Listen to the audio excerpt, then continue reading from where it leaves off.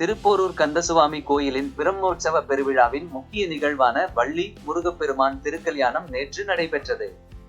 செங்கல்பட்டு மாவட்டம் திருப்போரூர் கந்தசுவாமி கோயிலில் மாசி மாத பிரம்மோற்சவ பெருவிழா கடந்த 15ஆம் தேதி கொடியேற்றத்துடன் தொடங்கியது.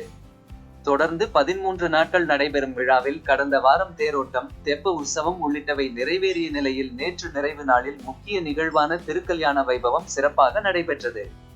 கோயில் வளாகத்தில் உள்ள உற்சவ மண்டபத்தில் ஸ்ரீ கந்தசுவாமி, வள்ளி தெய்வானையுடன் எழுந்தருளி பக்தர்களுக்கு அருள்பாலித்தார். உற்சவமூர்த்திகளான வள்ளி, தெய்வானை சமேத முருகனுக்கு சிறப்பு அபிஷேக, அலங்கார ஆராதனைகள் நடைபெற்றன. பட்டு வஸ்திரம், பழங்கள், பட்சணங்கள், மலர்கள் என மாப்பிள்ளை, பெண் வீட்டார் சீர்வரிசைகளுடன் முருகப்பெருமானுக்கும் வள்ளி தெய்வானைக்கும் திருக்கல்யாணம் விமரிசையாக நடைபெற்றது. அரோகரா கோஷத்துடன் திரளான பக்தர்கள் முருகப்பெருமானின் திருக்கல்யாண வைபவத்தை தரிசனம் செய்தனர். திருக்கல்யாண வைபவ ஏற்பாடுகளை இந்து சமய அறநிலையத்துறை சார்பில் கோயில் செயல் அலுவலர் குமரவேல், மேலாளர் வெற்றிவேல் உள்ளிட்டோர் செய்திருந்தனர்.